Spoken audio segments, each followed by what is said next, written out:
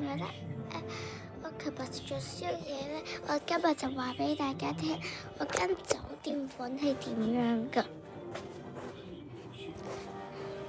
由門口開始介紹下先，呢度就係入門一入，然後呢度就係有兩張床，不過有啲高。